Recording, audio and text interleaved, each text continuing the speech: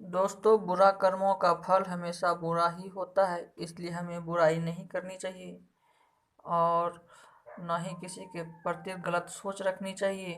एक मैं छोटे एग्जाम्पल दे के समझाना चाहता हूँ। एक नौकर अपने मालिक को गुस्से में आकर एक चांटा मार दिया। अब बेचारा मालिक, क्योंकि वो नौकर था तो उसको कुछ कर नहीं सका और वो कुछ नहीं बोले। वो अपने ऑफिस से घर जाने के बाद उसको गुस्सा तो था ही, तो गुस्सा उतारने के लिए अपने पत्नी पे को एक चांटा मार दी। बेचारी पत्नी तो कुछ कर नहीं सकता था पति को, तो उसने अपने बड़े बेटे को चांटा जड़ दिया। बड़ा बेटा अपने माता पिता को तो कुछ कर नहीं सकता था, न बोल सकते थे, तो उन्होंने अपने छोटे भाई को एक चांटा मार दिया।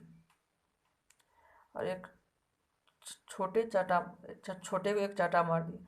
बेचारा छोटा अपने बड़े को मार नहीं सकता था, उसके घर में कुत्ता था, एक कुत्ता को एक लात मार दी और कुत्ता भागते भागते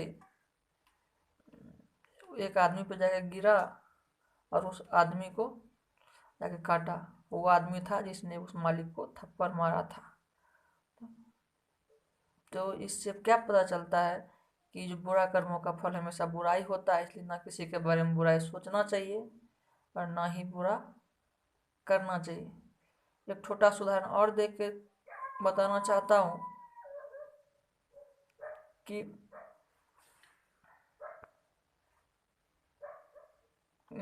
कि एक सपोज डैट कि आप एक पेड़ के नीचे बैठे हुए हैं, वो पेड़ सेब का है, उसमें एक सेब पका है और आपने देख लिया। देखने का काम तो आपके आँखों ने किया, लेकिन बेचारा आँख तो उस पर फल को तोड़ नहीं सकता था। हम अपने पैर से पैर पर चढ़ने के बाद तो पैर तो तोड़ नहीं सकता था अपने, तो तोड़ने का काम हाथों ने किया। हाथ ने तो तोड़ लिया, लेकिन हाथ तो खा नहीं सकता था। खान मुंह ने खाया। मुंह के खाने के बाद कुछ क्षण के बाद वहाँ उस पैर का रखवाला आ गया। तो बेचारा पैर तो मुंह पे तो मार नहीं सकता था, उसने दो डंडा उसके पीछे पे लगाया और पीछे पे लगाने तब दर्द हुआ उस आदमी को और जाके आंसू निकला आँख से। तो इससे ही पता चलता है कि सबसे पहले देखने का काम उस आँख ने किया था, इसलिए उसको सजा ही मिला उस आँख को।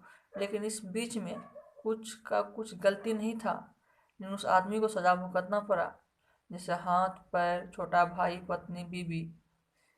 तो इसका मतलब यही निकलता है कि हम एक गलती करते हैं, सजा तुमको मिलता है, लेकिन उसके साथ साथ कुछ निर्दोष आदमी को ही सजा मिल जाता है।